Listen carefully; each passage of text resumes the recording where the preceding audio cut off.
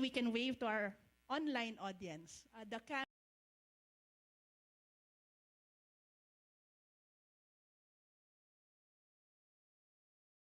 Your holy presence as our supreme annual interest of the generous fund will be awarded as the honorarium to PHILJA's chosen lecturer every year.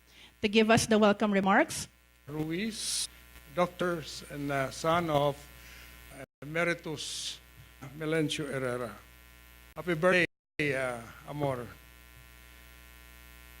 My friends, good afternoon. In interesting times, and thankful that Inquirer, and one of the 10 outstanding young persons of the world, and one of the outstanding young men awardee. So let's all welcome Attorney Oscar Franklin Tan.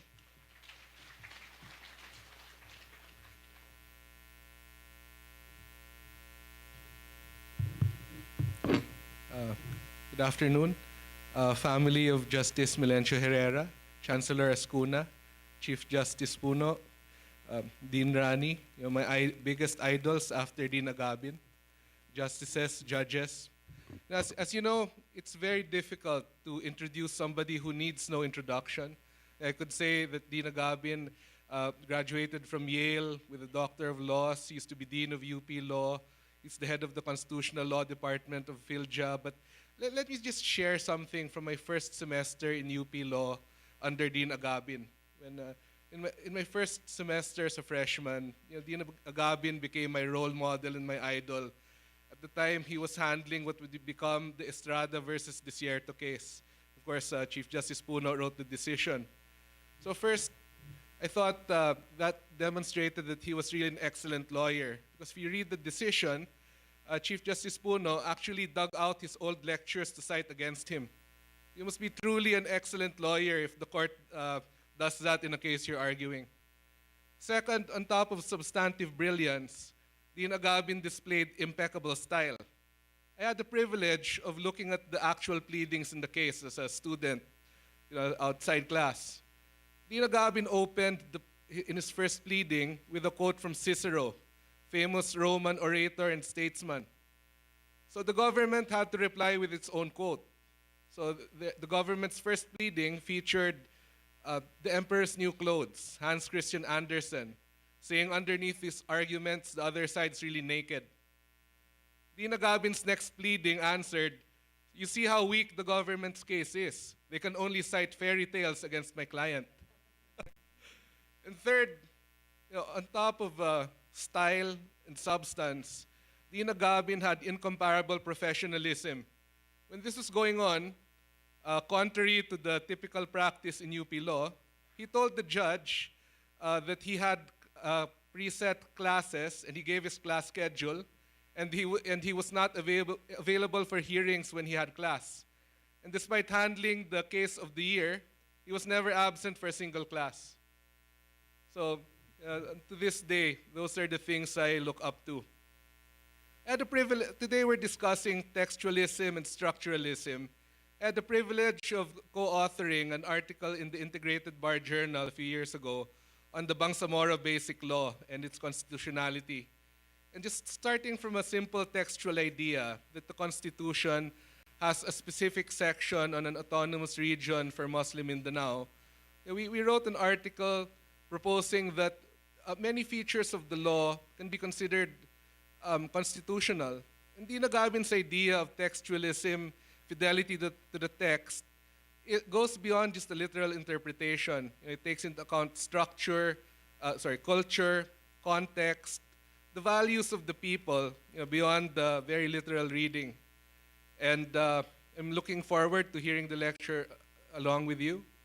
So please, it's my privilege to introduce a friend, a mentor, professor, a man who's made me everything I am today, one of the greatest legal minds of our generation, Dean Pacifico Agabin.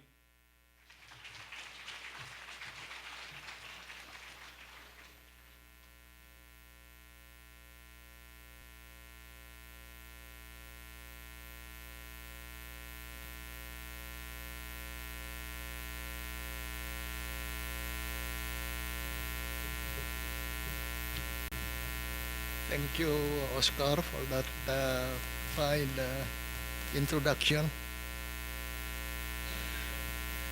Chief Justice Puno, Chancellor Hakuna, Emeritus Chancellor Ameurfina Herrera and family, our honored guests who are too many to mention, friends, fellow students, ladies and gentlemen.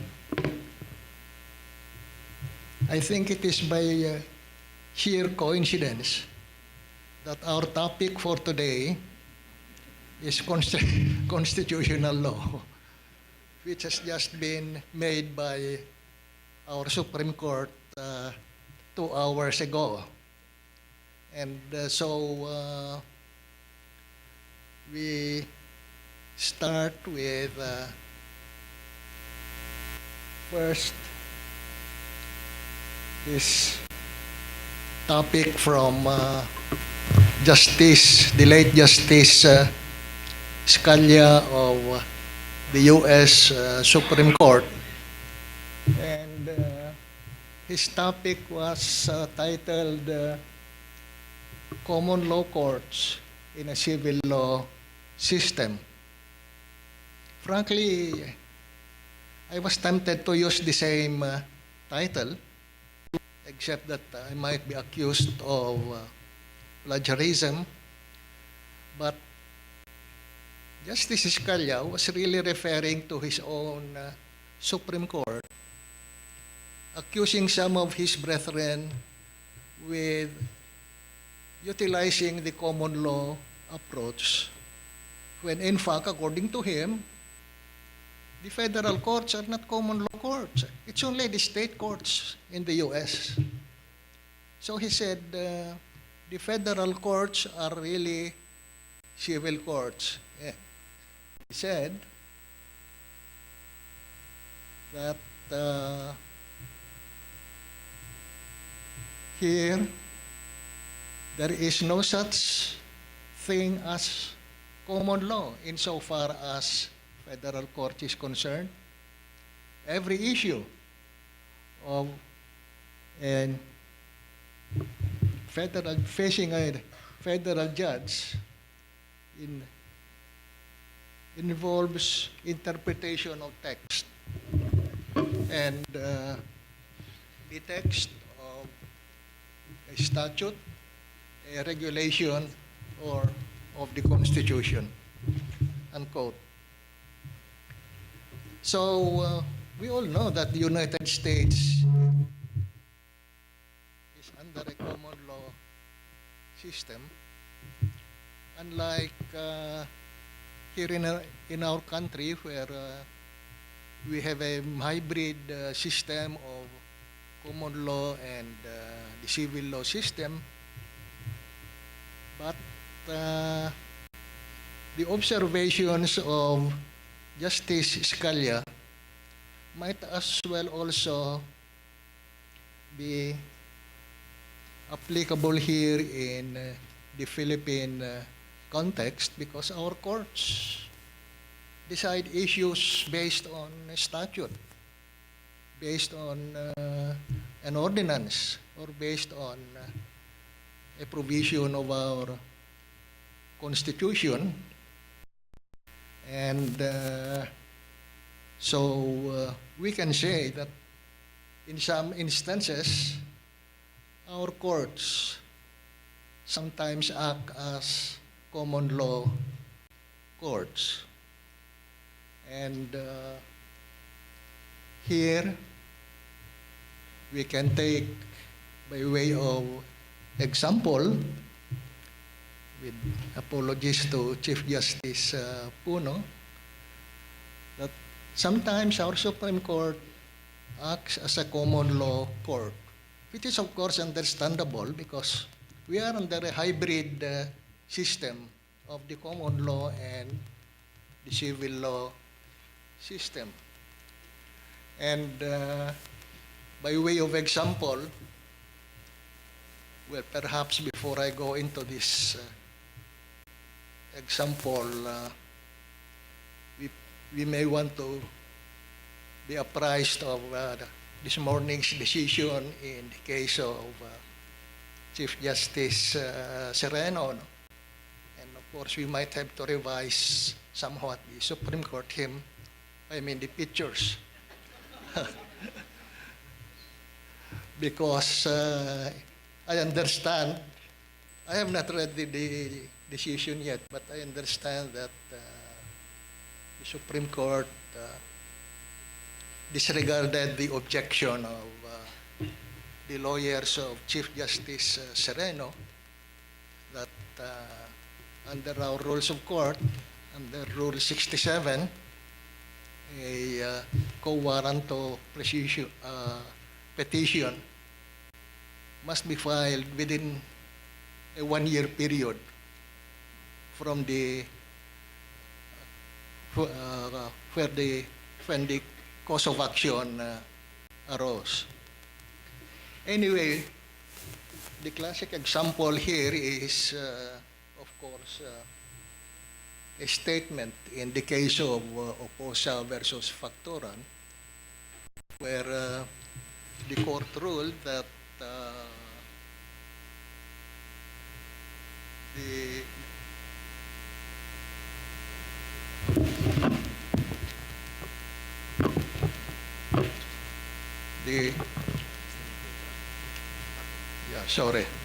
the right to a balanced ecology did not even be written in the Constitution. Unquote. So this is a classic example of the common law approach of American state courts. And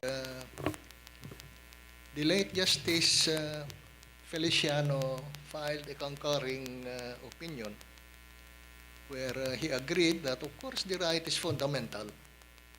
But the language of the provision is so comprehensive, and that the effect of a broad-ranging approach to constitutional interpretation is to propel the courts into an uncharted ocean of social and economic policy making, unquote. So that is the problem with the common law approach, because it raises a tension with the democratic principles of the rule of law, which is, of course, counter-majoritarian. In fact, the concurring opinion of Justice Feliciano was actually a dissenting opinion. Then next we have the case of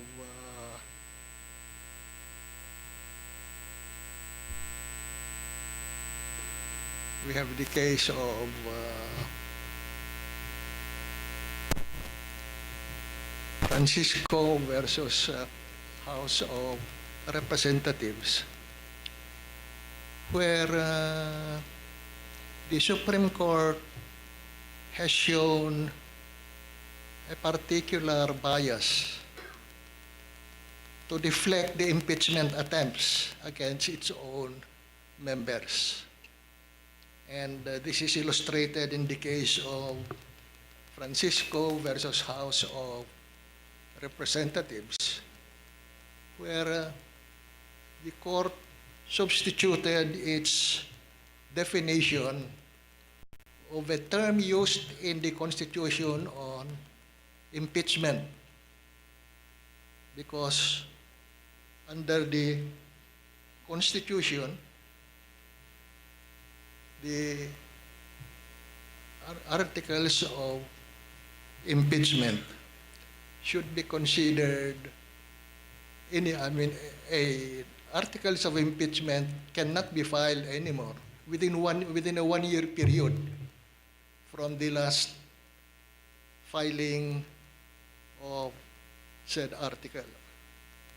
And the court substituted its definition of initiated so that it superseded the definition of initiated promulgated by the House of Representatives.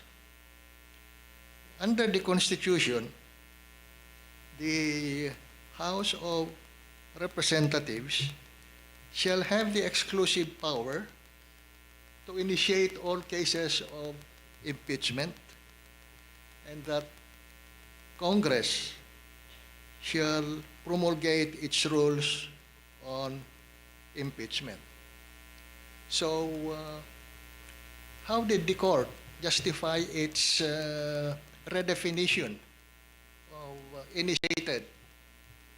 Well, the court dug into the records of the Constitutional Commission of 1987, and then it took into account the briefs as well as the testimony of two members of the Constitutional Commission, and then it redefined the term initiated used in the Constitution. So here we can see that the court was somewhat partial towards protecting its own members from impeachment proceedings. And of course, that was not the only case where our Supreme Court protected its member from impeachment. When Chief Justice Corona was impeached sometime in 2011 or 2012, the Senate Impeachment Court sought to access the foreign currency and peso deposits of the former Chief Justice with the Philippine Savings Bank. And so the Philippine Savings Bank went on to the Supreme Court to contest the subpoena issued by the Senate Impeachment Court, and it invoked the Foreign Currency Deposit Act and refused to abide by the subpoena issued by the Supreme Court. Interestingly, then Justice Sereno filed a dissenting opinion from the majority and said that Article 11, Section 17 of the Constitution expressly requires all public officers to declare and publicly disclose their assets and liabilities. Well, that was a dissenting opinion, but the Supreme Court upheld the position of Chief Justice Acuna. Then later on, in the course of the same impeachment proceedings, the prosecution panel of the House of Representatives sought to secure the minutes as well as the deliberations on 4 cases decided by the Supreme Court. The case of Fasap versus Pal, the case of Navarro versus Ermita, the case of Gutierrez versus House of Representatives, and the case of League of Cities versus Comelec. And the Supreme Court clerk refused probably upon orders of the members of the court, refused to yield the documents subpoenaed by the House prosecution panel, invoking the common law privilege of privileged communication on the part of the judiciary. Again, there was a dissent from Justice Sereno in this case, where she said that judicial privilege cannot deny the Senate impeachment court and the public in general information on matters of public concern. Well, it's a good thing the prosecution panel did not take any further action on this. Later on, Chief Justice Corona filed another petition with the Supreme Court to stop the impeachment proceedings, saying that the articles of impeachment have been railroaded in the House, and therefore it was not quite proper that the article should be transmitted to the Senate. Well, fortunately or unfortunately, the Supreme Court decided to bide its time on this, and later on, it was only after Chief Justice Corona had been impeached by the Senate, convicted by the Senate, that the Supreme Court said the case is moot and academic, and therefore it will not serve any purpose to decide this petition. So here, of course, recall and his were his own members. The elders among us remember the case of Justice Marcelo Fernan, who later also became our Chief Justice. And the Supreme Court ruled in the case of Cuenco versus Fernan that to grant a complaint for disbarment of a member of the Supreme Court during a member's incumbency would in effect be to circumvent and hence to run afoul of the constitutional mandate that members of the Supreme Court may be removed from office only by impeachment, unquote. And there was a sequel to the Fernan case, in the case of Enrique Gonzalez, where again the court ruled that the Article 11, Section 2 of our present Constitution does not entitle justices of the court to immunity from liability for criminal acts and for violation of the canons of judicial ethics. But it prescribes removal from office by any other method, unquote. So we can see from all of this that here we can see that the Supreme Court used the approach of the common law to rule that impeachment is the only method of removing Supreme Court justices. Now, of course,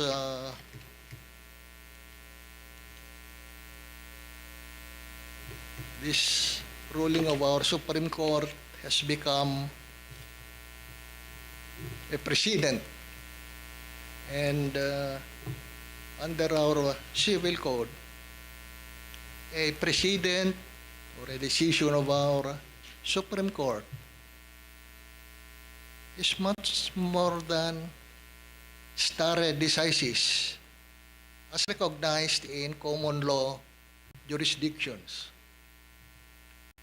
Interestingly enough, Article 8 of our Civil Code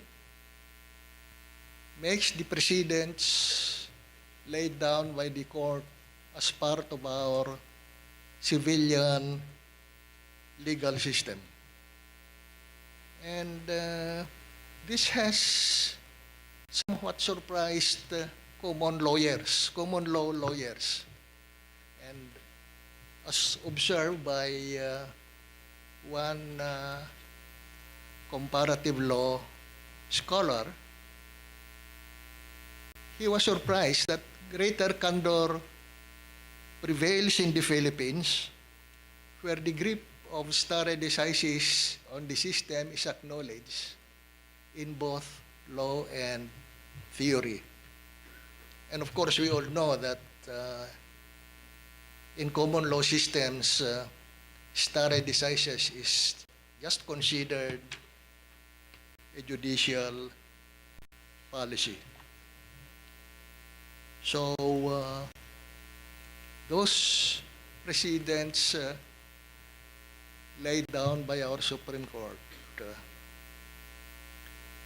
may act as a brake on judicial activism. Under our present Constitution, it mandates the Supreme Court to be judicially activist, but somehow stare decisis may act as a brake on their activism. For we all know now that, like most things in life, judicial activism is a double-bladed sword. It can be used for good. It can also be used for evil. And so we have to contend with the fact that in the interpretation of our Constitution, we have to remember this advice from the American Chief Justice Charles Evans Hughes. When Justice Douglas first started as a Justice of the Supreme Court, this was the advice given to him by Chief Justice Hughes. At the constitutional level, he said, where we work, 90% of any decision is emotional. The rational part of us, and that is the 10% probably, the rational part of us applies the reason for supporting our predilections, unquote. Well, this should be Chief Justice Charles Evans Hughes. And so here in the Philippines, we have to contend with the fact that sometimes the values of an independent judiciary runs against the values of our own culture and our own social mores. For instance, the public values which make for independence of the judiciary, impartiality, independence, integrity, probity, and honesty, conflict with some of our social mores, like utang na loob, or pakikisama or pagkakaibigan or pamilya, as the case may be. And so we have to adopt an approach against the realities of our human experience. And on the first objective, that limiting judicial discretion may minimize some forms of corruption or partiality or prejudice. And second, on the more fundamental principle of separation of powers and of checks and balances, so as to prevent the onset of authoritarianism. So, textualism may be a preferred approach in our modern constitution because as our own Supreme Court has observed in the recent case of Manila Prince Hotel versus GSIS, the court said that our 1987 Constitution is a modern constitution in the sense that it is like an extensive code of laws intended to operate directly upon the people. And so it is perhaps one of the longest constitutions in the world, but its provisions contain more rules than general standards. And the provisions are specific. They are at a lower level of generality, and of course, they have been crafted more scrupulously than in previous constitutions.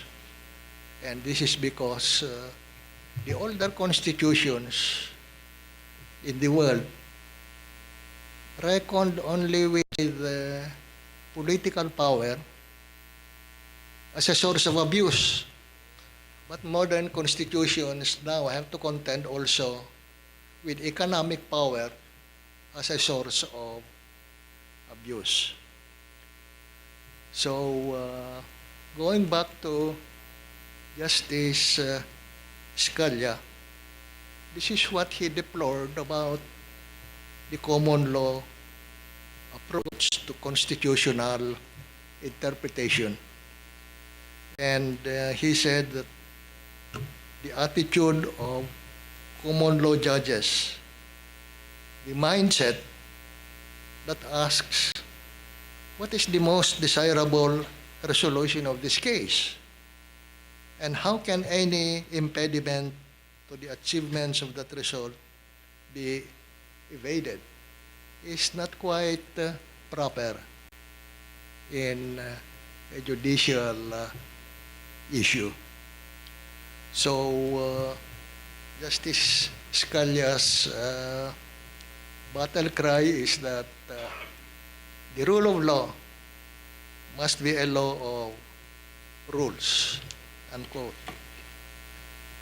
And this is especially cogent with us because in our Constitution, we have redefined the concept of judicial power to include not only the traditional definition of judicial power, which is settlement of abuse of disputes, but we have now constitutionalized the rule on certiorari in our rules of court to include not only the acts and decisions of judicial and quasi-judicial bodies, but also that of any branch or instrumentality of the government.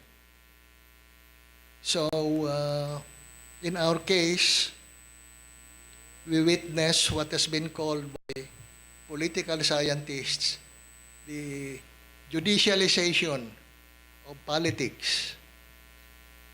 But of course, when you judicialize politics and politicians, then politicians will also politicize the judiciary. The law of politics follows the law of physics. That for every action, there is always an opposite and equal reaction. So, going back to textualism, Justice Scalia said, and I quote, "Laws mean what they actually say, not what legislators intended them to say, but did not write into the law text for anyone and everyone so moved to read." Unquote. And so perhaps we can take guidance from the advice of a former Chief Judge of the Constitutional Court of Germany, Konrad Hess, and this is his advice insofar as adopting traditional methods of interpretation of the basic law is concerned. First, its interpretation must support the unity of the Constitution. Second, in cases of tension or conflict, the principle of practical concordance must be used to harmonize conflicting provisions. The concept of practical concordance here probably refers to the attempts of judges to harmonize provisions of the Constitution which conflict and to optimize the scope of each provision so that the values embedded in such provision will have an effect. And then third, all governmental organs must respect the functional differentiation of the Constitution, that is, the respective tasks and powers in the separation of powers scheme. Fourth, each interpretation must try to create an integrative effect with regard to both the various parties of the constitutional dispute as well as the social and political cohesion. And lastly, its interpretation shall attempt to optimize all the aforementioned elements. So, how does these guidelines from a civil law jurisdiction differ from that of a common law jurisdiction? Well, we have this observation from a comparative law scholar, Professor Mary Glendon,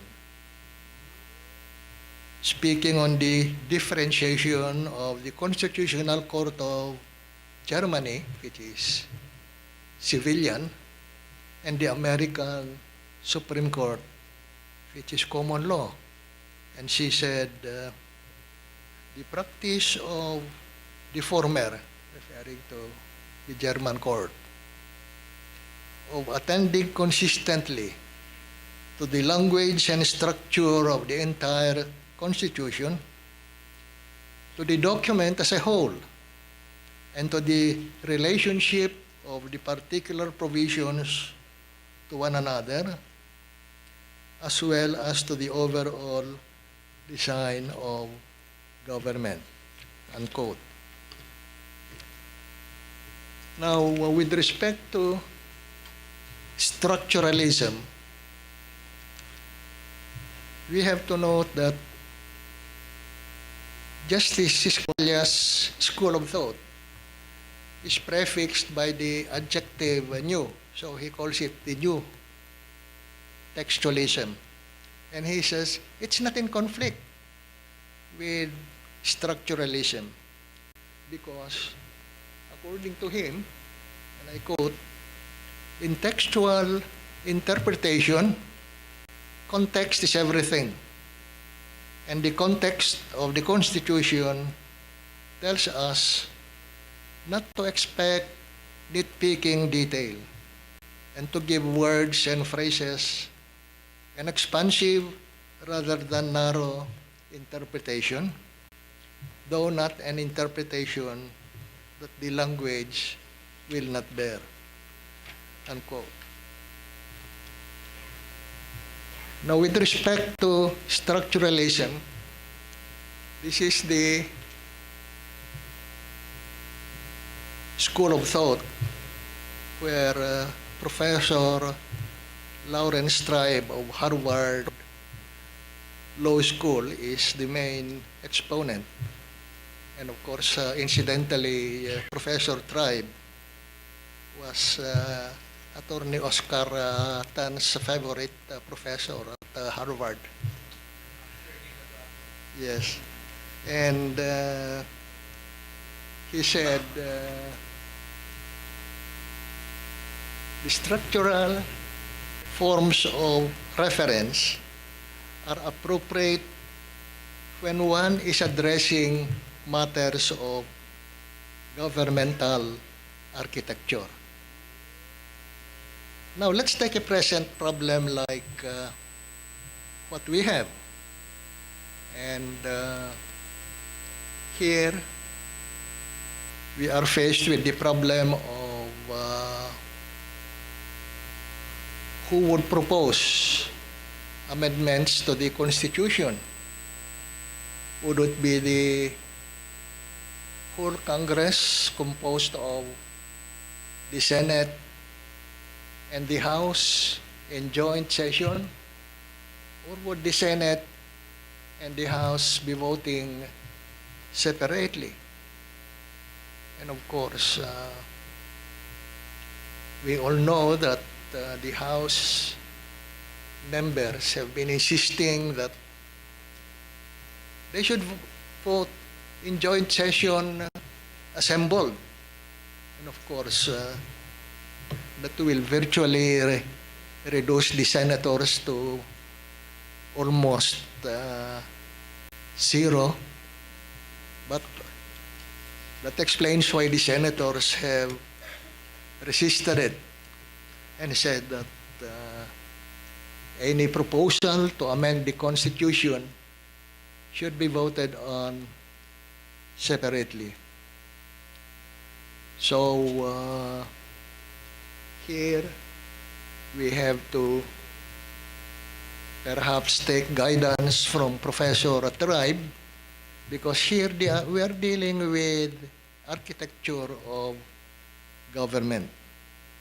And Professor Tribe has said that any nitpicking of the text of the Constitution is merely just a caricature or a wordplay. So it is believed that interpretation proposed by the members of the House would merely be a caricature or wordplay by the members of the lower house. And so, lastly, we note the advice of the former Chief Justice of the U.S. Supreme Court, where he said that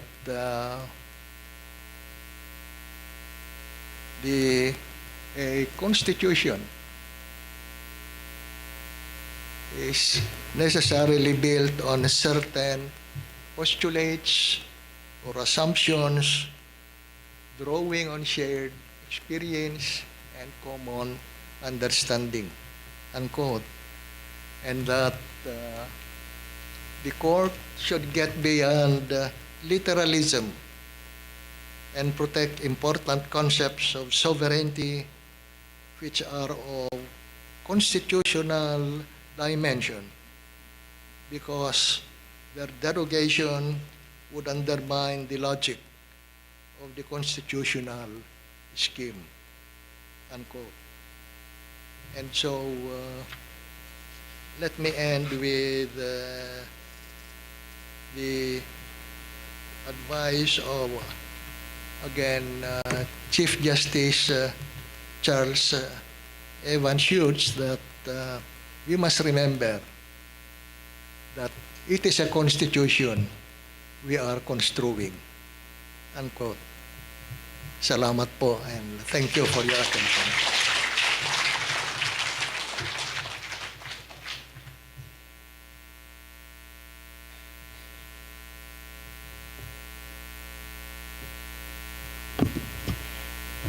Thank you very much, Dina Gabon, for a very interesting and timely discussion on constitutional interpretation. Please hold on to your clarificatory questions until we finish the reactions to the lecture. We are very fortunate to have the honor of having two highly respected reactors this afternoon. Let me first introduce them. Retired Chief Justice Renata S. Puno obtained his Bachelor of Science in Jurisprudence and Bachelor of Laws degrees at the University of the Philippines in 1962, Master of Comparative Laws at Southern Methodist University, Dallas, Texas as full scholar in 1967, and Master of Laws at University of California, also as full scholar in 1968. He has been conferred 12 honorary doctorate degrees in laws, humanities, philosophy, and public administration by both foreign and local universities, including the University of the Philippines. He has garnered the most prestigious awards in the Philippines and abroad, including the Order of Lakandula Award with the rank of Bayani, given by the Office of the President of the Philippines. As the 22nd Chief Justice of the Supreme Court, he has left as legacies to the Filipino people the writ of amparo to protect them against extralegal killings, the writ of habeas data to protect their right to privacy, and the writ of kalikasan to protect their right to a healthy environment. C.J. Puno heads the Review Committee on Charter Change as appointed by President Rodrigo Roa Duterte. Our second reactor is Father Ranhilio C. Aquino. Father Aquino is a priest of the Archdiocese of Tuguegarao. He was ordained to the priesthood on May 20, 1982. He holds the degrees of Bachelor of Arts in Philosophy, Master of Arts in Philosophy, Master of Arts in Higher Religious Studies, equivalency certified, Doctor of Philosophy, Major in Philosophy, summa cum laude, and Doctor of Jurisprudence, Major in International Law. Father Aquino is presently the chairperson of PHILJA's Department of Jurisprudence and Legal Philosophy. He is also the Dean of the Graduate School of Law of San Beda College. He was recently appointed as a member of the 19-member consultative body on charter change of President Duterte. Father Aquino is the son of Justice Hilarion L. Aquino, a retired member of the Court of Appeals and the chairperson of PHILJA's Department of Ethics and Judicial Conduct. Ladies and gentlemen, may we all welcome our first reactor this afternoon, retired Chief Justice Renato S. Puno.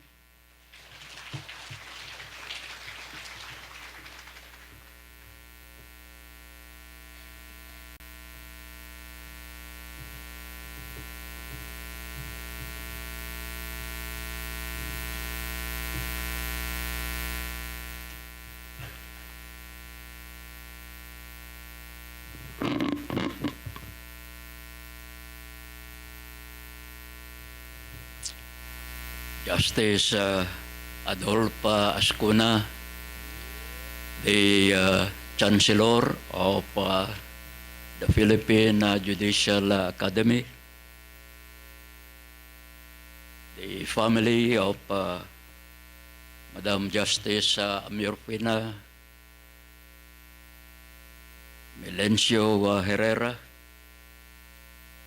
Dean Agabin, Father Aquino, Attorney Tan,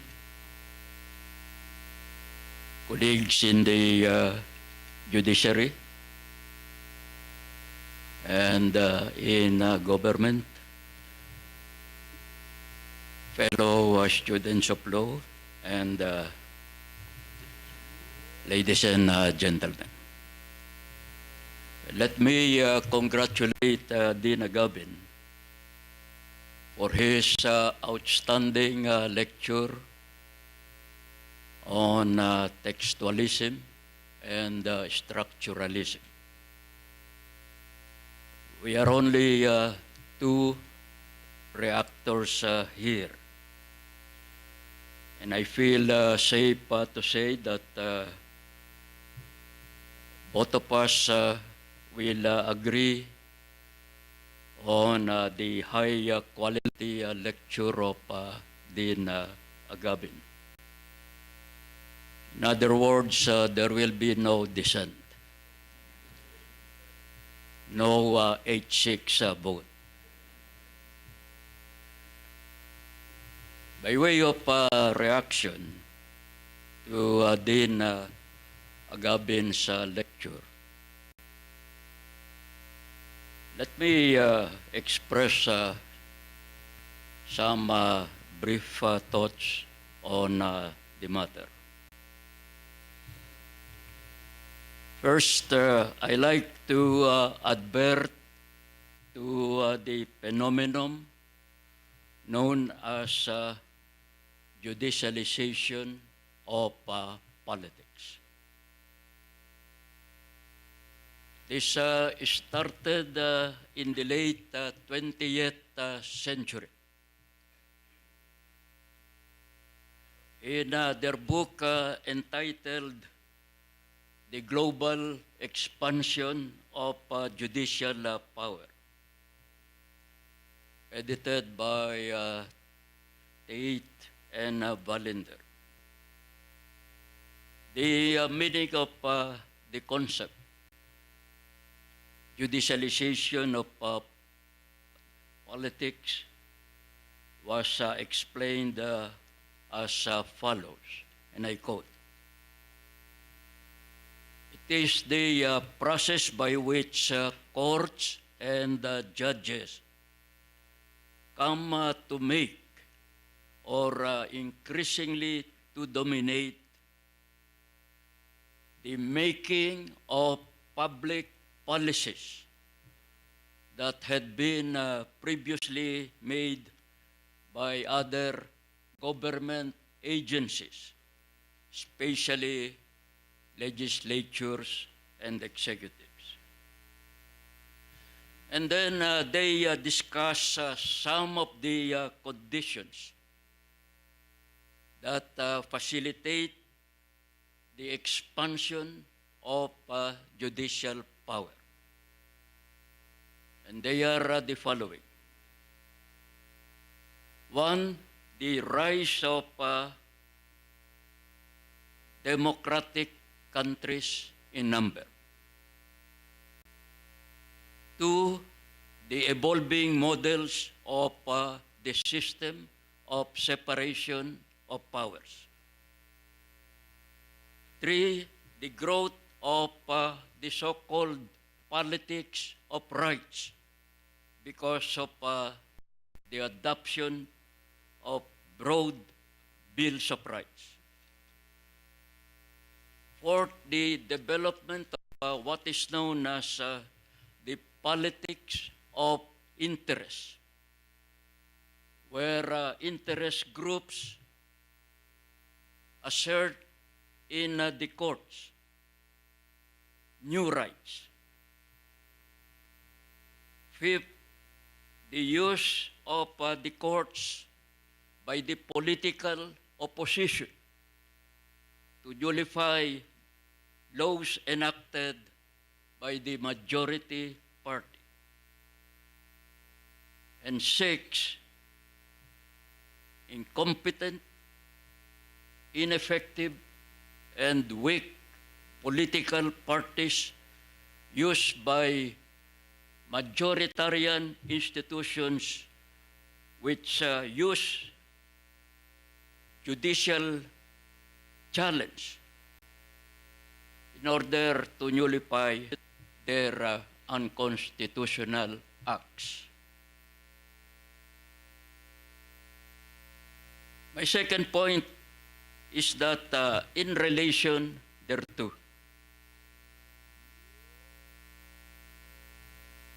we should be able to understand the development of this movement known as judicialization of politics in the Philippines.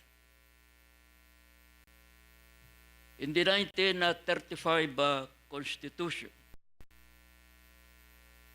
our Supreme Court can be characterized in terms of power as the typical High Court in a democratic country. It was endowed with institutional independence from the political branches of government. It had jurisdiction over all cases in which the constitutionality or validity of any treaty, law, ordinance, executive order, or regulation. In the exercise of this jurisdiction, the High Court in our 1935 Constitution, in its decisions, by and large, did not stray to the forbidden territory of the majoritarian branches of government. In the 1973 Constitution, the jurisdiction of our Supreme Court to strike down unconstitutional laws and executive acts was retained. But history shows that during the authoritarian years of the Marcos regime, our High Court hardly unsheathed its sword to stop presidential attacks against the fundamental law. In the 1987 Constitution, our present Constitution, our judiciary had its revenge. In the rebalancing of power after the EDSA revolution, the Supreme Court was showered with an abundance of judicial powers, including non-judicial powers. Its judicial power was expanded to include the duty of courts to settle actual controversies involving rights which are legally demandable and enforceable, and to determine whether or not there has been a grave abuse of discretion amounting to lack or excess of jurisdiction on the part of any branch or instrumentality of the government. In addition, the Supreme Court was given the extraordinary power to promulgate rules concerning the protection, and enforcement of constitutional rights. This judicial power to determine whether or not there has been a grave abuse of discretion amounting to lack or excess of jurisdiction on the part of any branch or instrumentality of the government virtually allows the Supreme Court to make decisions involving policy making. All the decisions of the Supreme Court cited by Dean Agave amounting to virtual legislation use this unusual power of the Supreme Court. On the other hand, the Supreme Court used its extraordinary power to promulgate rules concerning the protection and enforcement of constitutional rights in order to promulgate the writ of kalikasan and the writ of habeas data. A lot of legal experts here and abroad give the opinion that this power is a virtual grant of quasi-legislative powers. And it is difficult to disagree with their perspective. My point is that under our 1987 Constitution, the Supreme Court has more leeway to decide cases less hindered by the text and the original intent of the Constitution. And the reason is obvious. The 87 Constitution defined judicial power with great depth and length. And because it granted quasi-legislative powers to the High Court. And so proceeding from this premise,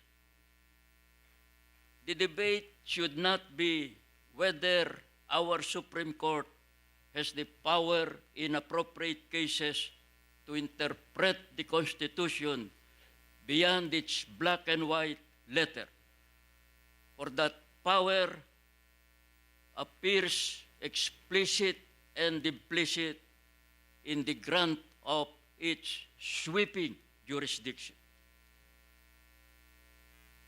Rather, the debate should be whether the grant of that power is a wise policy decision on the part of the commissioners who wrote our 1987 Constitution.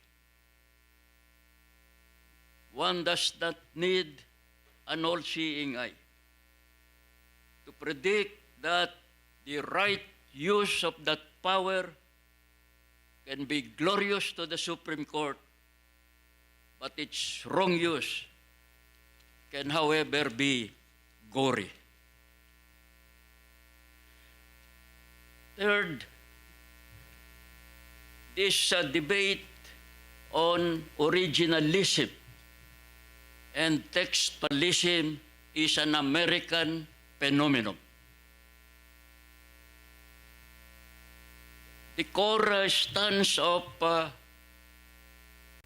textualist and originalist is that the legitimate judicial interpretation of the Constitution should be confined to the understanding of the Constitution as it stood at the time of its drafting, the literature on this subject, written by textualists and originalists and their adversaries, are mind-boggling. Such towering intellectuals as Robert Bork, Robert Brest, Mark Tushnet, Ronald Dworkin, John Hart Ely, and the others have written excellent treatises on this subject. Yet the issue continues to divide American constitutional scholars. New questions are raised. And one question raised by anti-textualists, I confess, continues to haunt me. And I quote, arguably the framers' generation gave its consent to the Constitution. And the question is asked, but how about generations living more than 2 centuries later? Does it make sense for them to be deemed to have consented to the framers' constitution? Similarly, disturbing is the comment, and I quote, if the framers are perceived as superhuman beings with quasi-divine insights, then it makes sense to stick to textualism and originalism rather than deferring to mere mortals belonging to succeeding generations. Fourth, and I will be done. There are countries that take a different view on the desirability of courts, judges writing decisions that allow them to participate in policy making, which it is considered is the province of legislative bodies. These countries are led by France and Germany,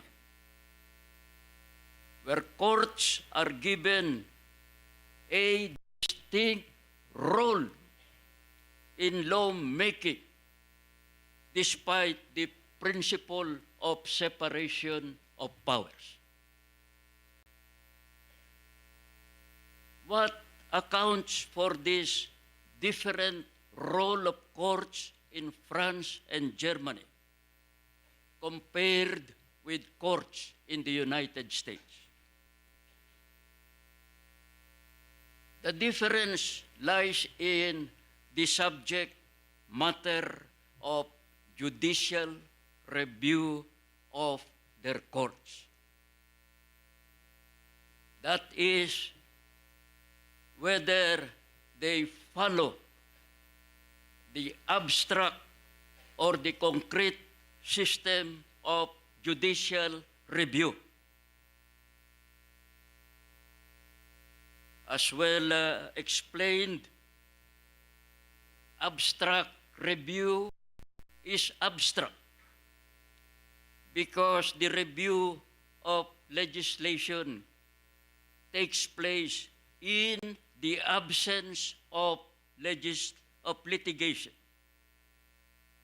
Or in American parlance, in the absence of a concrete case or controversy. On the other hand, concrete review is concrete because the review of legislation or other public act constitutes a separate stage in an ongoing judicial process. And so in France, the legislators can solicit the advisory opinion of the Constitutional Council on the constitutionality of a bill still under consideration by the Parliament. In Germany, the advisory opinion of the Constitutional Court can be requested by the federal state or by a state or by 1/3 of the Bundestag. On the constitutionality of a law that has already been approved by the Parliament but has yet to be enforced. As we know, in the United States, the constitutionality of a law can only be questioned after its enactment, in the course of its enforcement, and in a concrete case before the courts. In other words, the power of courts in France and Germany is the power of preview. Pre meaning before. While in the United States, the power is review or after the law. Again, you can think of arguments in favor or against the abstract system of judicial review in France and Germany. But in general, it works well in their countries, even if in varying degrees. Their courts are political rather than solely judicial bodies. Let me inform you that in the consultative committee, we are looking at these different models of judicial review. And we are weighing their relative values. On this score, we shall take special note of the paper of Dean Agabin. So let me again congratulate Dean Gabin for his scholarly thoughts on textualism and structuralism. While I am not an apostle of textualism, I have the highest respect for Justice Scalia. But I say, long live Justices William Brennan and Thurgood Marshall.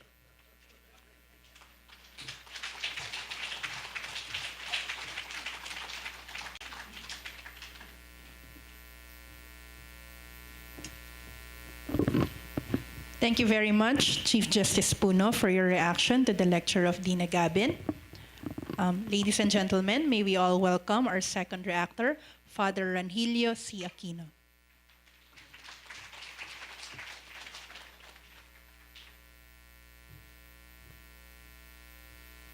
Chancellor Adolf, Chief Justice Ray, Attorney Oski, Dean Agabin, and the family of Madam Justice Ameurfina Melencio Herrera. I'd like to tell you that Justice Herrera was, of course, somebody you never fooled around with when she was Chancellor. I was her first head of academic affairs at the Philippine Judicial Academy, but we all had a fond moniker for her. We called her Mama H, and that is how she is known to us up to now. I do not know, Justice Adolf, what they will give you later on.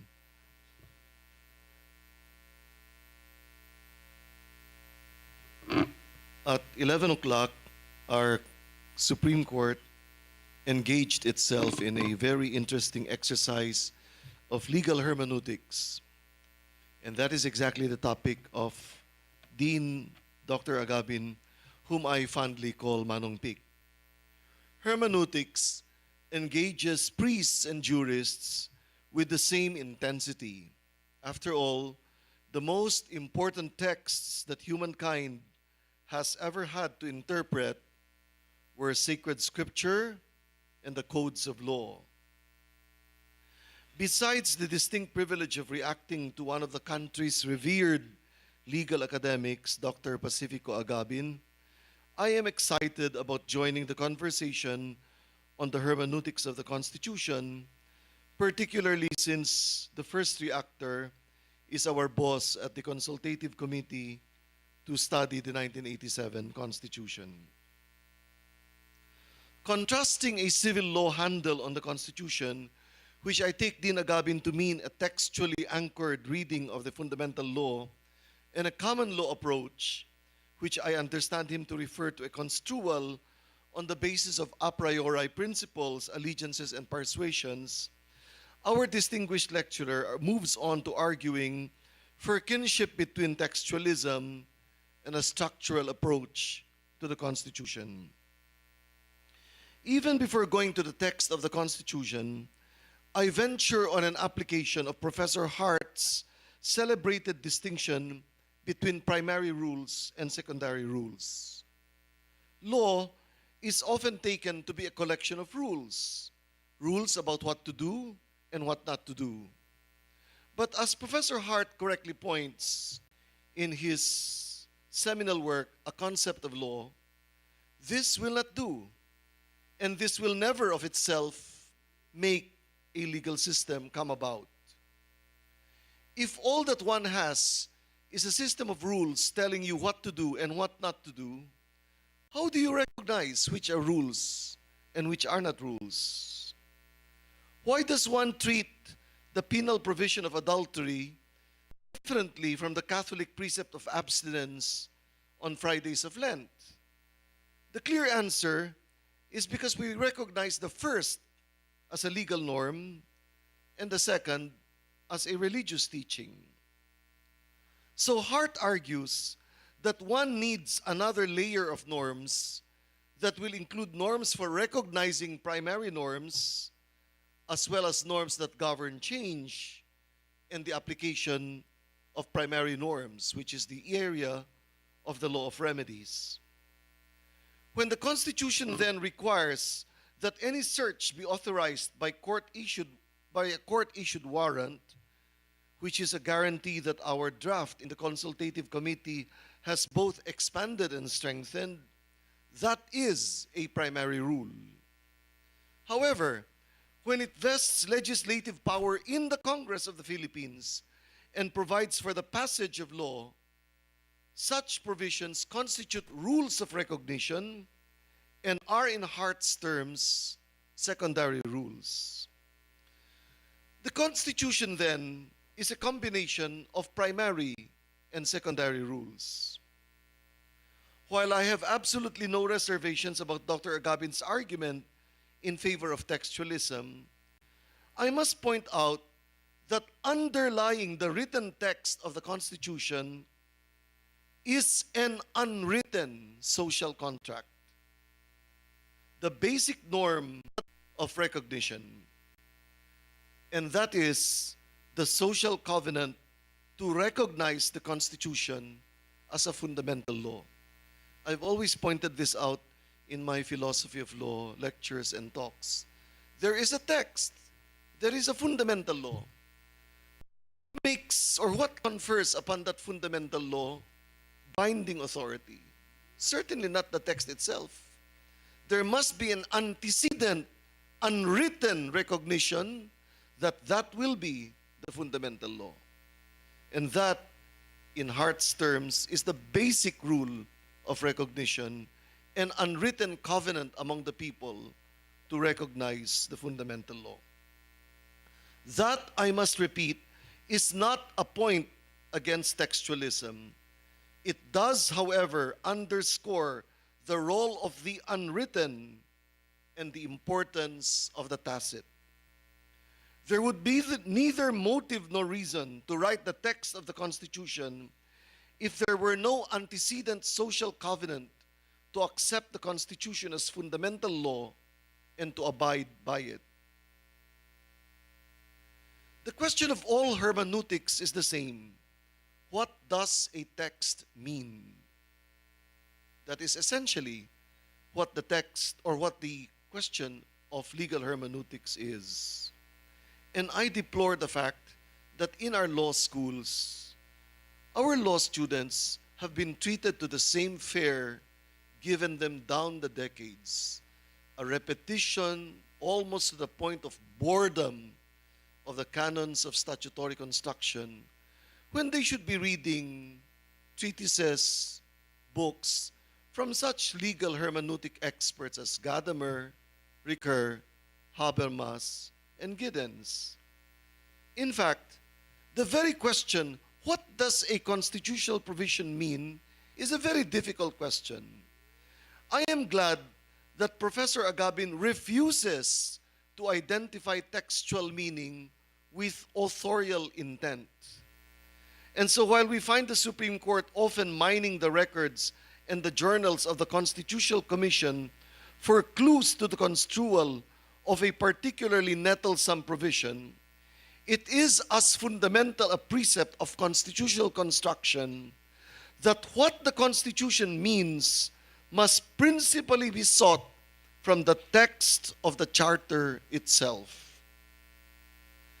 In our present work with Chief Justice Puno, not all of us, including me, are present in all sessions. But why do all of us endeavor to submit papers, suggestions, memoranda, proposals? Because we were told that eventually all of these would enter into the journals of the consultative committee, and we wanted all our names preserved for posterity and to be read by whomsoever may be interested in reading our musings in the future. In fact, where there is conflict between what the authors of the 1987 Constitution claim that they meant and what the text communicates, it is the text that should prevail. Constitutional interpretation should never be a matter of mental archaeology. It is never the task of hermeneutics to find out what was he thinking when he wrote this text. Constitution, but the temptation persists to vainly look for the meaning of the Constitution in what its authors were thinking when they wrote the text. Aside from having been shown to be both impossible and idle, it also ignores the fundamental hermeneutic principle known as the autonomy of the text. Once a text has been written or spoken, the text enjoys an autonomy that severs it from whatever mental processes accompanied its production on the part of its authors. In that case, one can see the acuteness of what Chief Justice Puno pointed out. How does one reproduce today what happened in the minds of those who wrote a text several centuries ago unless one concedes the point of textual autonomy? There will then be both continuity and distance between the thought of the authors of the constitutional text and the thought of those who must either interpret, apply, or invoke the text. Continuity because the text of the Constitution stands as the ultimate limit of interpretation. I cannot read whatever I want into the Constitution because the text is there. and distance because of the distinct horizons of writers and readers. Very recently, we came across this problem or this issue when we were dealing with the provision on searches and seizures. And while searches and seizures in the past meant physical intrusions into habitat, we realize that today searches and seizures can take many obtrusive forms that do not require physical intrusion. So it can very well be the case that a judge or a law professor or a law enforcer takes a constitutional provision to mean something that the authors may not have exactly meant or intended, because it is not the author's intent ultimately that is pivotal, but the text. In this respect, I shall advert to the role of the Supreme Court in Habermas's ponderous volume, Between Facts and Norms, Contributions to a Discourse Theory of Law and Democracy. He thinks of a constitutional court as the apex of a legal system's self-reflection and the guardian of the consistency of the legal system. Obviously then, in its task of interpreting the Constitution, the Supreme Court will not only endeavor to be faithful to the text of the Constitution, but will construe its provisions in such wise as to achieve a consistent whole. Aside from being a logical ideal, consistency is necessary, Giddens argues, to enable law to fulfill its function of stabilizing behavioral expectations and enabling society to cohere.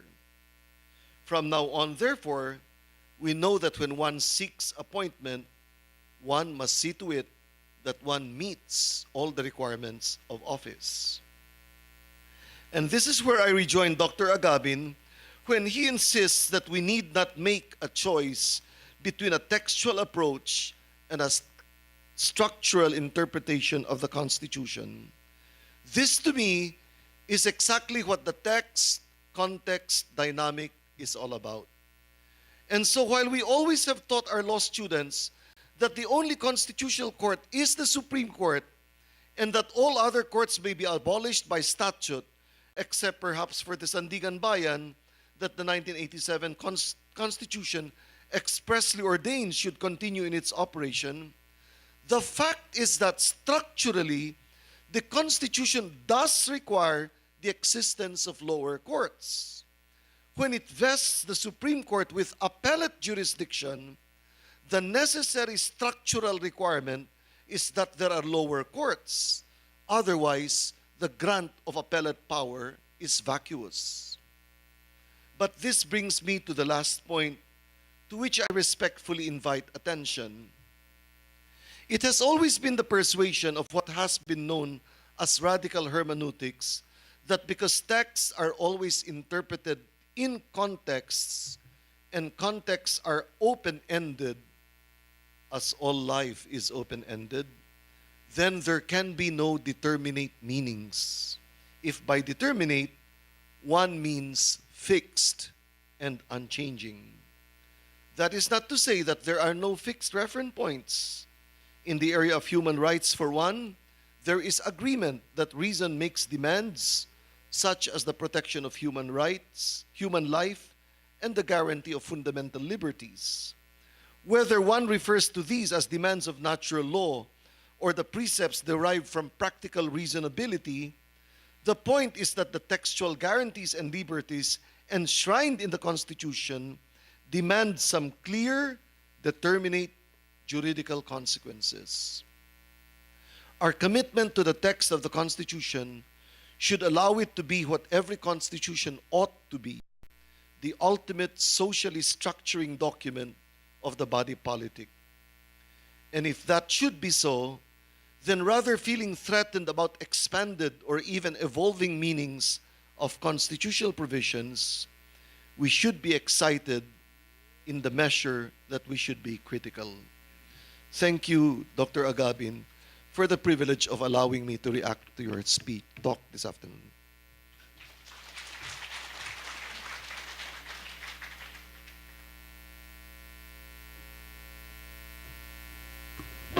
Thank you very much, Father Aquino, for your reaction to the lecture of Dina Gabin. May I invite Dina Gabin, CJ Puno, and Father Aquino to please go in front for our open forum. May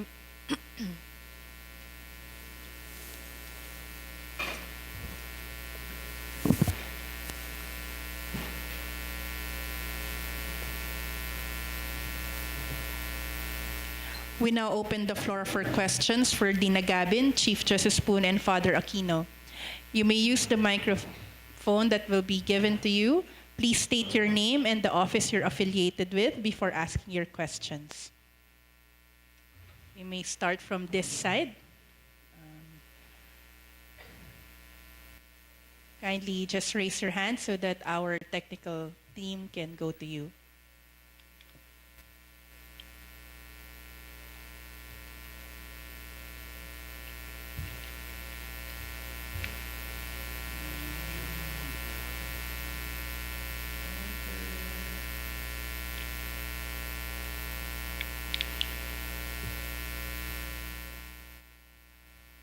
Okay, questions from our audience?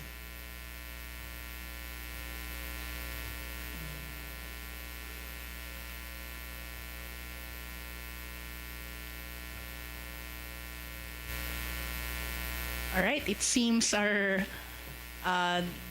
lecture and the reactions are very clear, and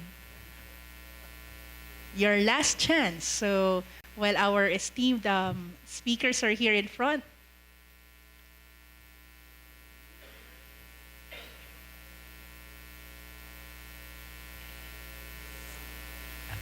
our Chancellor.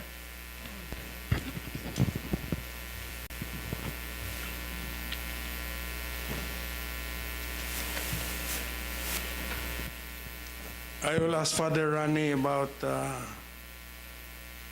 heart because he mentioned Professor H.L.A. Hart's concept of law, and according to its law is a fusion of rules, primary rules and secondary rules. Which, Father, is the more important one, the secondary rules or the primary rules? Justice, as you predictably might have anticipated, both are necessary to make a system of law possible. The primary rules will tell you what to do and what not to do. But how do you recognize which you will obey as rules? How do you change these rules if you want to change them? What are the remedies if they should be infringed? And that's what you need the secondary rules for. So Hart wanted to take away from us this simplistic notion of Austin that law is simply a set of rules backed up by threats. So he introduces this rather complex notion of law as both primary and secondary rules. And our Constitution, to my mind, is a combination of both primary and secondary rules.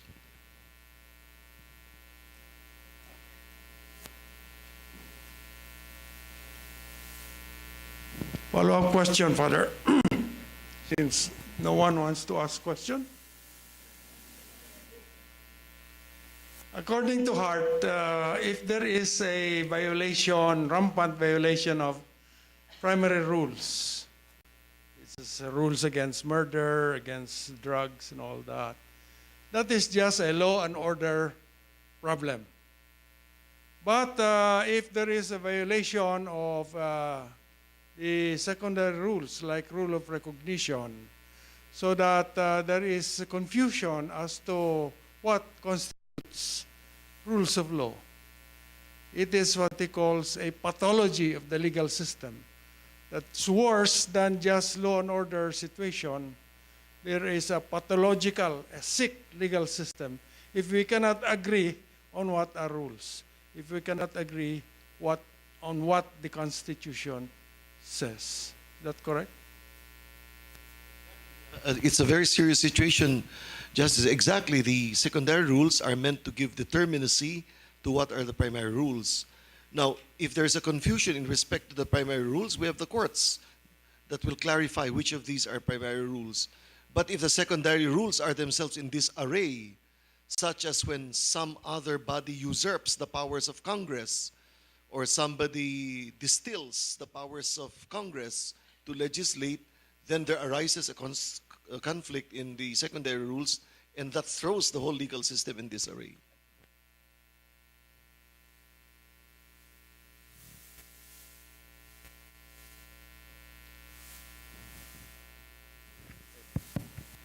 Hi, good afternoon. So I think that generally no lawyers would disagree with the notion that when you should always begin from the text in analyzing a legal issue. But speaking of our Constitution, if you apply textualism, our present Constitution is a bit long. I think one example from an old conversation I had with Dean Agabin was regarding the IBP versus Zamora case, deploying Marines in shopping malls. So rather than simply saying the president can deploy troops, including to deploy Marines to augment policemen, I think that decision actually went on to say it's a valid use of the power to suppress lawless violence in shopping malls. So would you agree or disagree that if you apply textualism to a constitution that is so long that you can almost just pick out any phrase, take it not quite in context, use it to almost justify any legal argument, that might not quite be textualism anymore? I mean, would you agree with that or disagree? Yes, well, of course, I did not say that textualism is the only approach to interpretation. No? My point really is that with respect to the 1987 Constitution, as Chief Justice Puno has pointed out, we don't really have to debate at this point, perhaps,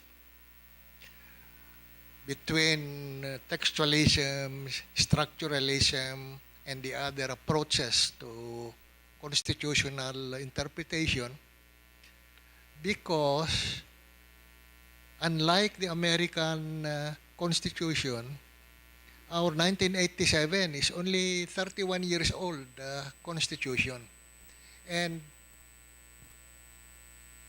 a Constitution that is just as young as ours, and it is a modern Constitution which is crafted at a lower level of generality.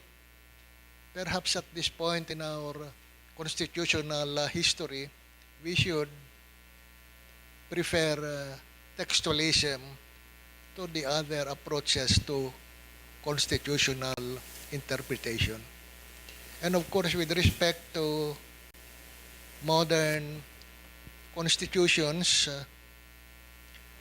unlike the older constitutions which have merely provided standards rather than rules, and standards can be interpreted in various ways, we have in our 1987 Constitution mostly rules which are basically specific in character, because, well, our constitutional commissioners have been more scrupulous in the drafting of the Constitution. They have emulated the examples of legislators who have crafted very specific provisions, and so at this point in our history, we can prefer textualism to the other approaches to constitutional interpretation. But as Chief Justice Puno has pointed out, aside from rules as well as standards in our Constitution, the 1987 Constitution has gone further.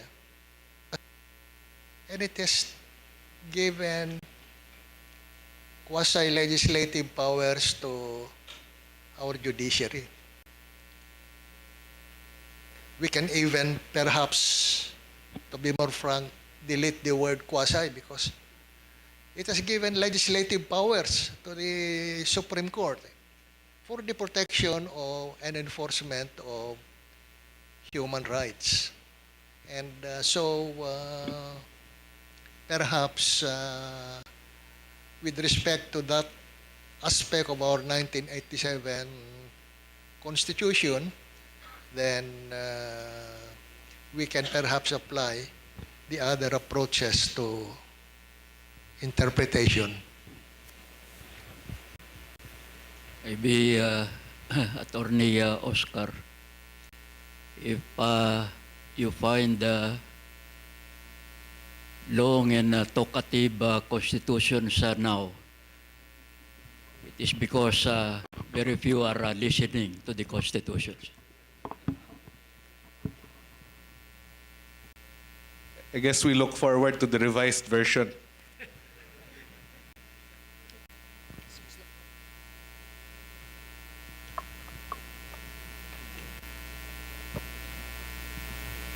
Good afternoon, Your Honors. Dean Jos Santos Balagtas Bisquera, University of Manila.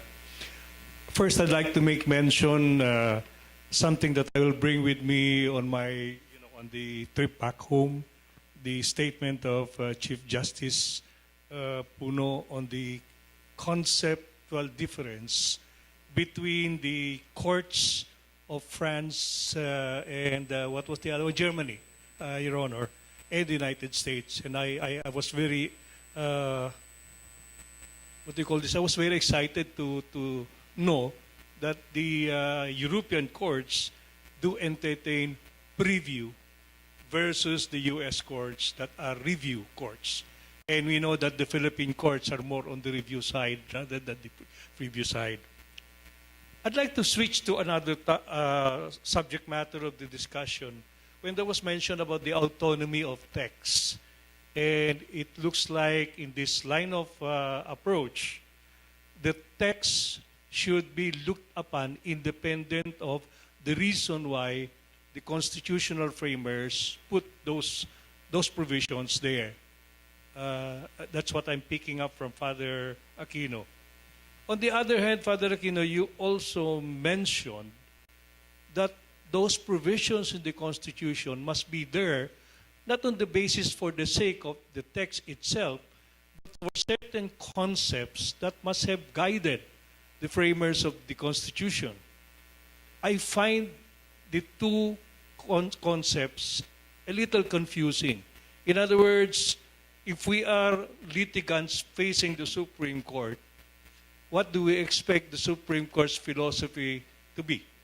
Would it be an autonomy of text, or will it be the application of the relevance of that in connection with how they were framed?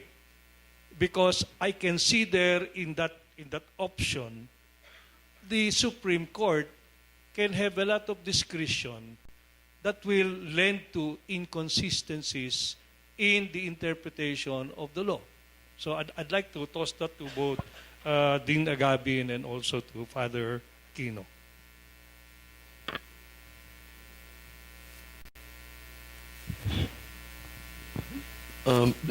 Dean, there's actually no problem. The concept of authorial, of textual autonomy is not new. It's not mine, in fact. It's something that comes from Hans-Georg Gadamer. And it's something we are all familiar with, actually.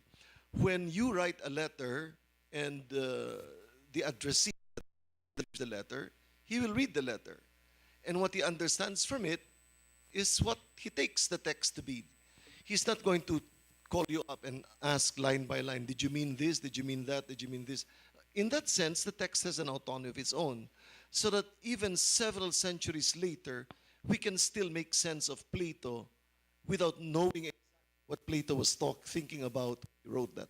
In that sense, there is textual autonomy. But whether or not a reader can read anything he wants into the text, which is also known as eisegesis, that's not possible because the text is the limit. there is a textual limit. It's like saying, can I make anything I want out of this glass? No. There's an objective reality here that stands as the ultimate test and limit of my projections. That's the same thing with texts. So on the one hand, I think it is not useful to try to find out exactly what was Commissioner Ascuna thinking about when this provision was written. I will take it that he meant what is found in the text. And when future Supreme Courts interpret the provisions of the 1987 Constitution, I don't think that they will bother so much to find out what he was thinking about. They'll take off from the text and cannot read into the text whatever they want because the text is there as an ultimate limit. But will there be probable differences? Of course, and I don't think we should be worried about that because a constitution has to be applied to a living circumstance, to a current circumstance. Well, as I said, and I agree with Father Aquino, that text is, of course, primary importance. In fact, the Bible says, in the beginning was the Word. And of course, we have to begin with the Word. Fortunately or unfortunately, sometimes the meaning of a word changes over time because of social and economic and political developments. For instance, the word person, as used in the American Constitution, did not include blacks. And so, of course, we cannot continuously define person to exclude blacks and colored peoples, and because of social pressures and constraints, not to mention developments in jurisprudence and theology, the Americans now include the blacks and colored peoples as persons. Now, with respect to your observation on what Justice Puno said as the practice in France and Germany to ask for advisory opinions, our own Supreme Court sometimes renders also advisory opinions. Look at the decision of the court in the Castro versus JBC case. That is actually an advisory opinion, and our Supreme Court has some latitude because, well, the technical requirement of case or controversy has been liberalized to include issues of transcendental importance or issues which are capable of repetition but evading review, or any issues of public interest. And so, as I said, our Supreme Court is not precluded exactly from giving us advisory opinions.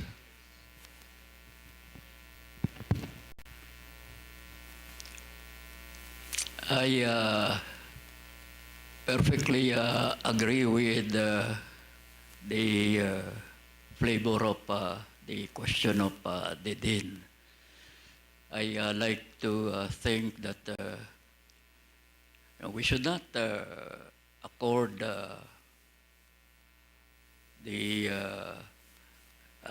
some kind of absolutism to the principle of textualism. And the reason is quite obvious. No, sometimes the words in a provision, the language appears to be clear. But when there comes a specific case, that clarity would appear to be an illusion.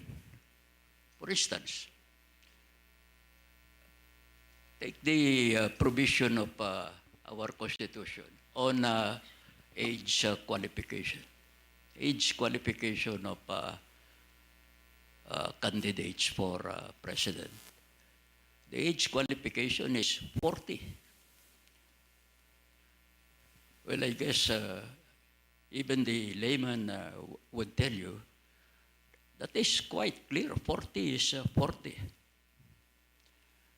But here comes a case where the issue is whether a candidate is 40 of age or not.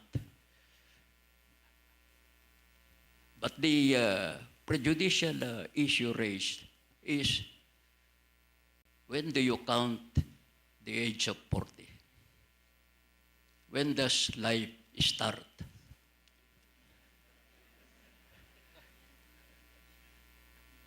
So that throws a lot of complication to the language of a constitution that appears to be so clear and yet so vague.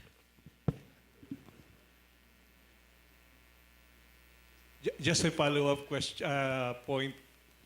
The reason, while I was excited listening to the views that are being propounded, I got a text question from an outsider, a non-lawyer, and he says, why are you people lawyers, why can't you agree on what is a quo warranto proceedings? And so I said, how can I answer that question in the context of, for example, autonomy in text and so on. We know the various fine points that are being discussed. But I just wanted to let you know that I got this text when I was about to ask the question. Thank you very much for giving me the opportunity to ask.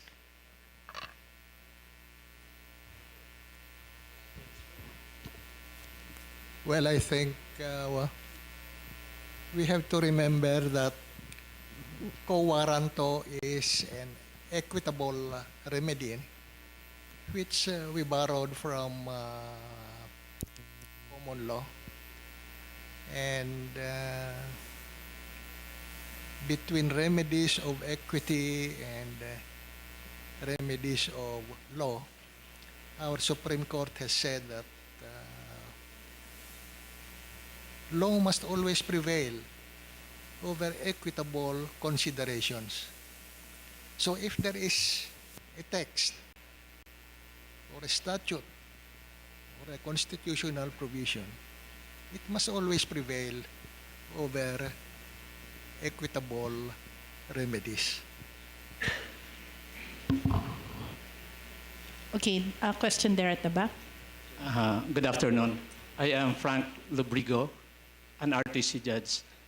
But I would like to ask a question less as a judge, but more of a student of law and the Constitution. I would like to ask a question about the martial law clause in the Constitution. Section 18 of Article 7 of the 1987 Constitution provides for only process for the declaration of martial law: invasion or rebellion, qualified by the phrase "when public safety requires it." That was in 1987. The perceived threat to the existence of the state are invasion and rebellion. Perhaps all of us will agree that martial law is a tool for the preservation of the state.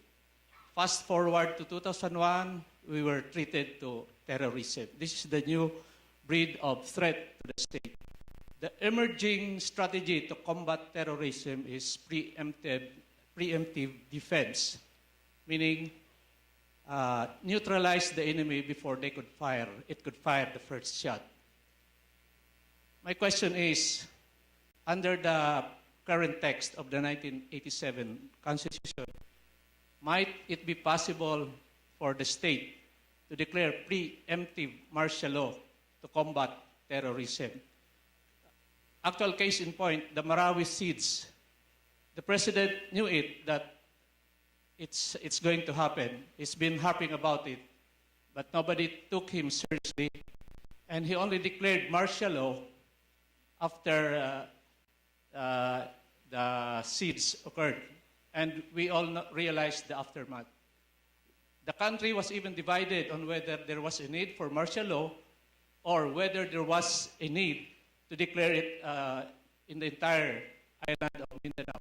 Since we do not know the theater of terrorism, how can the 1987 Constitution be used to preserve the state in the event that another terrorism will threaten it? Thank you.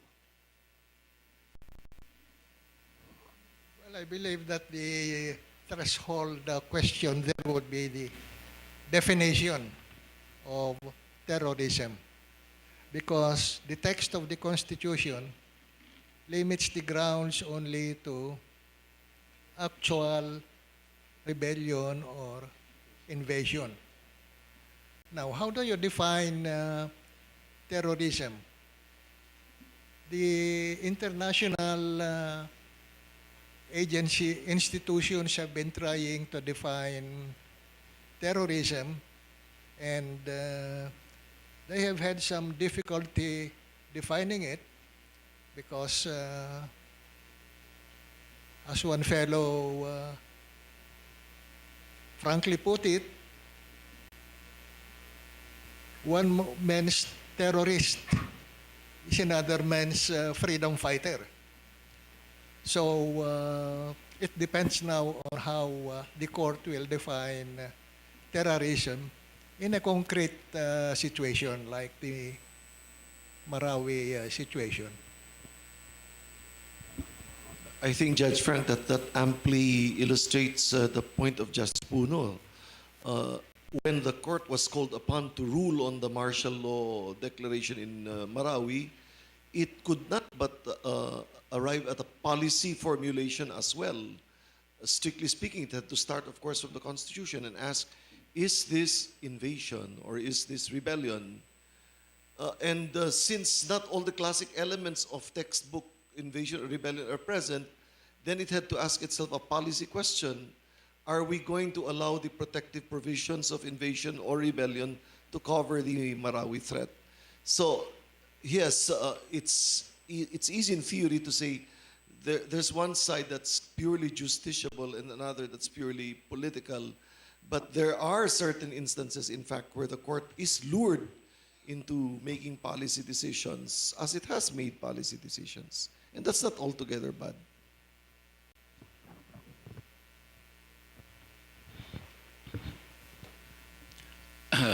Yes, Judge, the questions that you have asked are very valid questions in light of the way the provision on martial law has been written in our 1987 Constitution. In fact, in the consultative committee, there are more difficult questions that have been raised. How to more appropriately balance individual rights and the concern for national security. And so there's been a lot of discussion on distinctions between and among different kinds of wars, aggressive wars, defensive wars, the need for preventive actions, the necessity of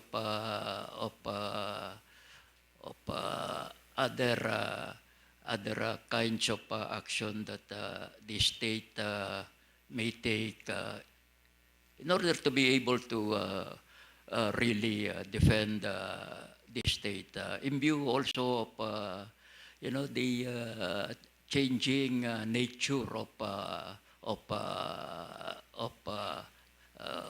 this means of destruction. But if you will have the patience, you can just postpone your search for the solutions to these problems in due time, they will be moot and academic as soon as we are able to perfect our draft constitution.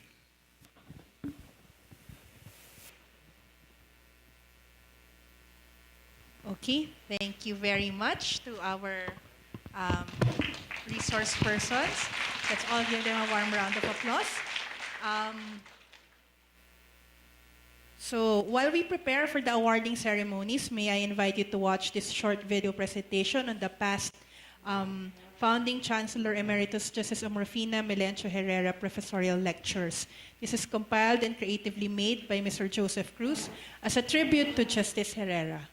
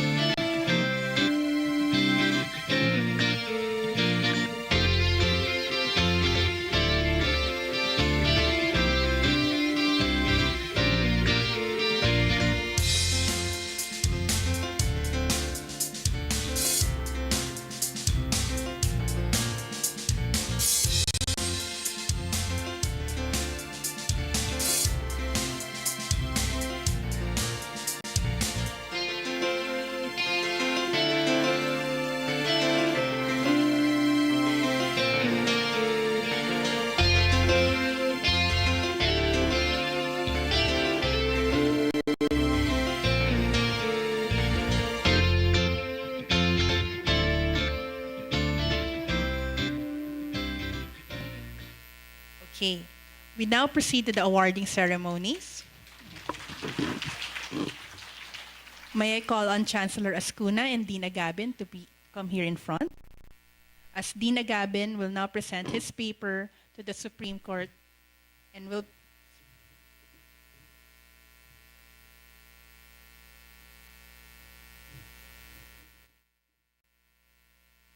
So Dean Gabon presents his paper to the Supreme Court, which will be accepted by Chancellor Acuna.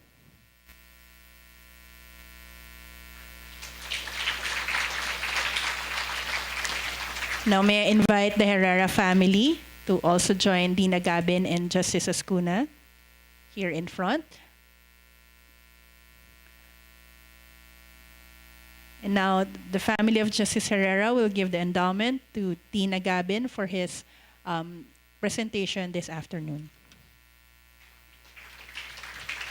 Thank you very much, Attorney Binky, Dr. Victoria, and Dr. Milagros. And now for the plaques of appreciation and academic recognition. We will first start with the Testament of Gratitude. Wait, I'll read the citation. The Testament of Gratitude is the Republic of the Philippines Supreme Court Philippine Judicial Academy presents this Testament of Gratitude to Attorney Florentino Herrera III, Dr. Victoria Lourdes Herrera Ruiz, Dr. Milagros Herrera Arroyo, and to Justice Ameurfina Melencio Herrera for having contributed significantly to the enhancement of judicial education of the members of the judiciary. The lecture allows members of the Philippine judiciary to benefit from the scholarly research and presentation of Attorney Pacifico A. Gabon, who delivered the paper presentation entitled Taking Text and Structure Seriously, Two Approaches to Constitutional Interpretation, given this 11th day of May 2018 at the PHILJA Training Center, Tagaytay City. Signed, Chancellor Adolfo S. Acuna and Acting Chief Justice Antonio T. Carpio.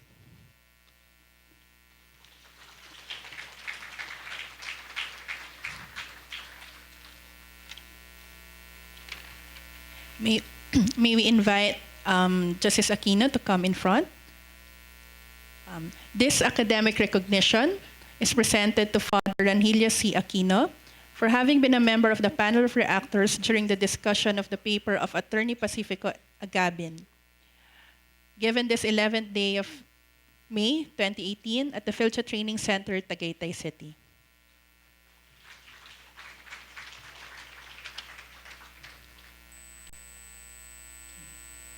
And then may we invite Chief Justice Puno to come in front. This academic recognition is presented to retired Chief Justice Renata S. Puno for having been a member of the panel of reactors during the discussion of the paper of Attorney Pacifico A. Gabon. Given this 11th day of May 2018 at the PHILJA Training Center, Tagaytay City.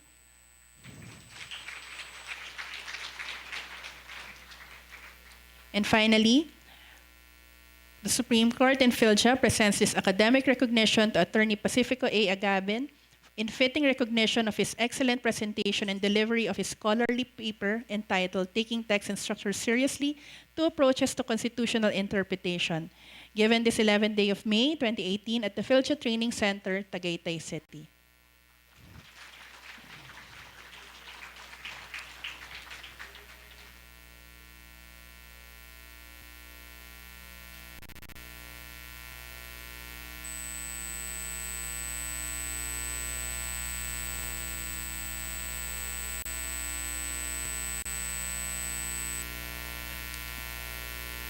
Okay, let's all give them a warm of applause for being the best resource persons we have this morning, and also thank you to the Herrera family for this opportunity to have this special lecture once again. Thank you very much for joining us this afternoon. After the singing of the judiciary hymn, please join us for some refreshments at the dining hall. Please don't forget to return the accomplished MCLE forms for the lawyers who attended this afternoon's lecture at the secretary's table there outside this auditorium. Those taking the shuttle back to the Supreme Court, Manila, please board the bus after their refreshments in 30 minutes. So we're giving you 30 minutes to enjoy our refreshments. Thank you very much for your kind attention and active participation this afternoon. Please rise for the singing of the Judiciary Hymn.